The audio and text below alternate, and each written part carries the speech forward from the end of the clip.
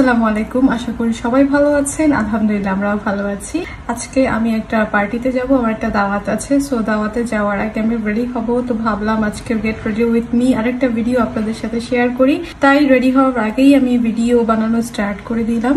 আমার হাতে গরম কফি, ব্ল্যাক কফি খেয়েই আমি মেকআপ করা স্টার্ট করে দিব। আজকে বেশি মেকআপ করবো না, সিম্পলের মধ্যে মেকআপ করব। আজকে আমি একটা আগানুর পরবো, রোজের ঈদে কিনেছিলাম, ঈদে একবারই পরেছি। সো আজকে আবার পরবো। ভাবলাম পাকিস্তানিদের মতো একদম নো মেকআপ লুক মেকআপ করতে, মেকআপ করব বাট নো মেকআপ লুক। আমি অনেক ভিডিও দেখেছি যেখানে দেখায় নো মেকআপ লুক মানে হচ্ছে বেশি মেকআপ করতে হয়। সো আমি নো মেকআপ লুক মানে নো মেকআপ লুকই করব, বেশি প্রোডাক্ট ইউজ করব না। জাস্ট আমার খুবই ফেভারিট একটা কনসিলার রিভলিউশনের, সেটা দিয়েই আজকে আমি বেস ক্রিয়েট করব আর হালকার মধ্যে জাস্ট একটু সাজুগুজু করবো, দ্যাটস ইট। সো আগে আপনাদের সাথে কফিটা খাই, তারপরে আমি আবার ভিডিও স্টার্ট করি। আমি ময়েশ্চারাইজার অ্যাপ্লাই করে নিয়েছি, এখন আমি সানস্ক্রিন অ্যাপ্লাই করব। আমি বাসায় থাকি অথবা বাহিরে থাকি, সব সময় সানস্ক্রিন অ্যাপ্লাই করি। এটা আমাদের স্কিনের জন্য খুবই হেল্পফুল।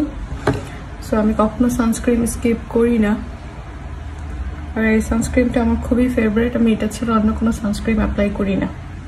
যারা পর্তুগালে থাকেন তারা এই সানস্ক্রিনটা ওয়েলসে পেয়ে যাবেন, ফার্মেসিতে পেয়ে যাবেন। আমি ময়েশ্চারাইজার আর সানস্ক্রিন অ্যাপ্লাই করার পরে আমার কনসিলারটা অ্যাপ্লাই করে দিব। আমি কোনো প্রাইমার ইউজ করব না। আমার শেড হচ্ছে কনসিলারের এটা। চোখে নিচে কিছু ট্যাপ করব, এখানে দিব, হাত দিয়ে ব্লেন্ড করে ফেলবো। আজকে যেহেতু আমার সময় কম আর এত বেশি মেকআপ করারও ইচ্ছে করছে না, তাই হাত দিয়ে করে ফেলবো। দেখেন কি সুন্দর করে বসে পড়ছে সানস্ক্রিনের উপরে, একদম বেবি ক্রিমের মতো। আই লাভ ইট। একটু গালেও দিয়ে নিই, কপালে।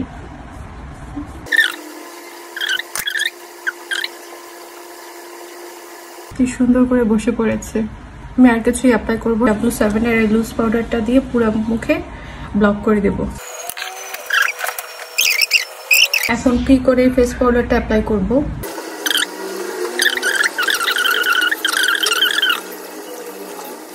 আমার get ready with me video যদি আপনাদের ভালো লাগে প্লিজ জানাবেন, আমি তাহলে ইন্সপায়ার হব। একটু আইব্রো আর্ট করে ফেলি। এটা বাংলাদেশ থেকে নিয়ে এসেছিলাম, খুবই ভালো, প্রাইসও খুবই রিজনেবল ছিল। রিভলিউশনের মেকআপ প্যালেট থেকে আমি এই কালারটা ইউজ করব। দেখতেই পাচ্ছেন আমি অনেক ইউজ করি, অলমোস্ট শেষ হয়ে যাচ্ছে।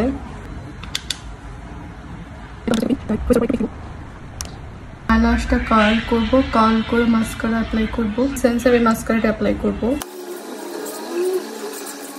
তাড়াহুড়া করলে কোনো কিছুই ভালো হয় না, এই যে তার প্রমাণ।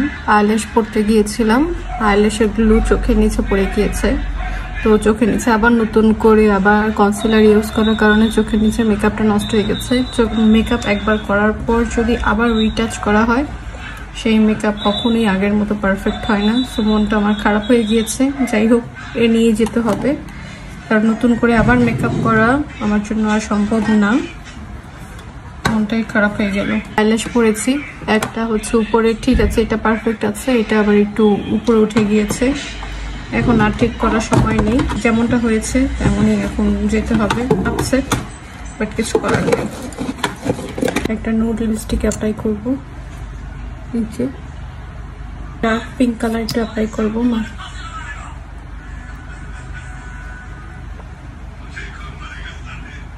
মনটাই খারাপ হয়ে গিয়েছে, মন খারাপ করা যাবে না। মন খারাপ হলেও মন খারাপ করা যাবে না, ইটস লাইফ।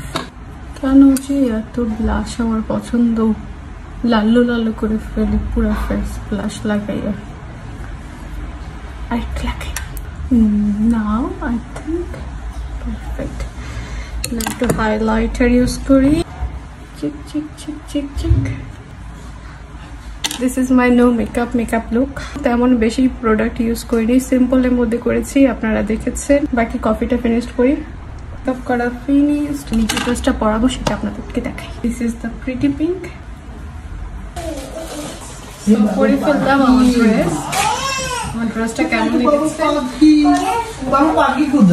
আমার ছেলে তো বলছে মামা অনেক সুন্দর হয়েছে, but I am not happy with my makeup. যাই হোক, তারপরেও যা হওয়ার তা তো হয়েছে। ফুল খারাপটা এখন নর্মাল করার ট্রাই করছি। আজকে কানের দুল নিয়ে, আজকে জুয়েলারি নিয়ে আমার কোনো টেনশন নেই। ড্রেসের সাথে আমি একটা সিম্পল একটা টপ ইয়াররিং কিনেছি, সেটাই পরবো। বাট চুল কি করবো, ইয়াররিং পরবো এটা।